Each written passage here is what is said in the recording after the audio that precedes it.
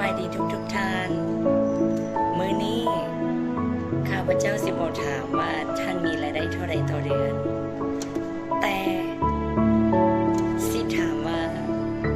ท่านฮักครอบครัวบ่ฮักพ่อฮักแม่บ่ห่วงใยไผที่สุด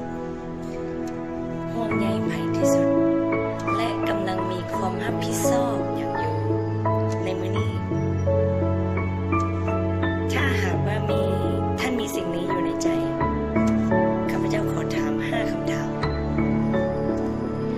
บ่ต้องตอบข้าพเจ้าก็ได้ข้อที่1ตั้งแต่เล็กจนโตตั้งแต่น้อยจนใหญ่ท่านใช้เงินของพ่อกับแม่เกิน250ล้านบ่เกิน250ล้านบ่ข้อที่2ถ้าหากมื้ออื่นเฮาบ่อยู่ถ้าหากมื้ออื่นเฮาบ่อยู่มี250ล้านคืนพ่อกับแม่บ่ข้อที่3ถ้าเลือกได้ท่านอยากคืนให้ท่านทั้งสองบ่ข้อที่4ถ้าเก็บเงินให้ตัวท่านเองเดือนละ250,000เดือนละ250,000ได้บ่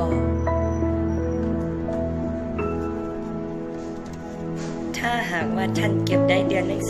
250,000แล้วท่านมี250ล้าน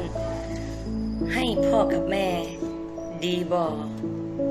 ถ้าหากว่าสนใจโครงการนี้ปรึกษากันได้